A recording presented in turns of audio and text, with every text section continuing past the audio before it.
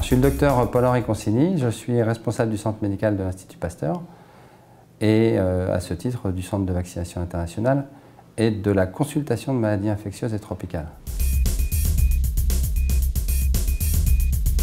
Alors, les maladies liées au voyage sont multiples. Si on regarde à peu près 10% des gens qui vont partir à l'étranger vont se retrouver à consulter sur place.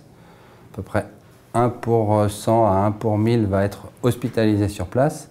Donc c'est important. Pour quel genre de problème?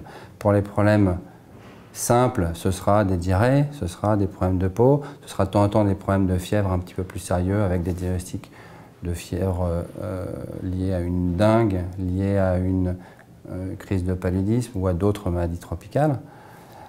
Les hospitalisations, elles, et les rapatriements seront beaucoup plus liés à des causes non infectieuses comme les accidents cardiovasculaires ou la traumatologie, les accidents. Donc en résumé, ce qu'on est amené à voir nous, c'est la petite fraction qui correspond aux maladies simples, plus ou moins graves certes, mais qui ne relèvent pas d'un rapatriement sanitaire. Ces conseils vont tourner autour de plusieurs choses principales: les vaccins, la prévention des maladies à moustiques et la prévention des maladies liées à l'alimentation et à l'eau. C'est les 3 grands thèmes qu'on va aborder. Chaque pays a ses propres risques, y compris la France. Donc on va évaluer le risque en fonction de la présence des différentes maladies sur place. Il y a dans tel pays telle ou telle maladie qui est présente ou absente, parce que tel ou tel moustique est présent par exemple, ou parce que les conditions sanitaires sont dégradées ou pas. Donc ça va dépendre de beaucoup de paramètres.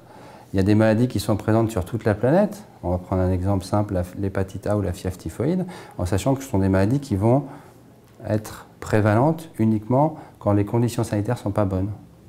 Il y a des maladies qui sont présentes uniquement à certains endroits. On va prendre un exemple, la fièvre jaune, c'est présent uniquement en Afrique intertropicale ou en Amérique du Sud.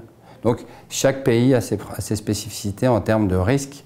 De façon générale, plus le niveau sanitaire est élevé, moins le risque est élevé.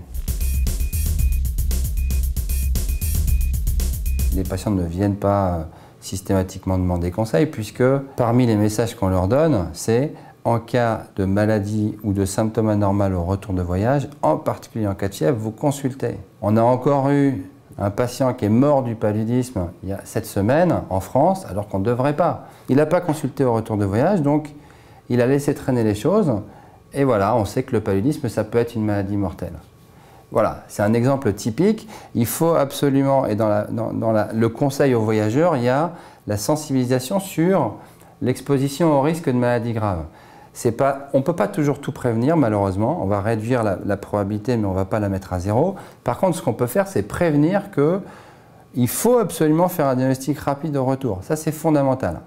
Donc ça, on le dit. C'est le dernier message de la consultation pour être sûr qu'on retient la dernière chose entendue. C'est la dernière chose qu'on va donner en sortant.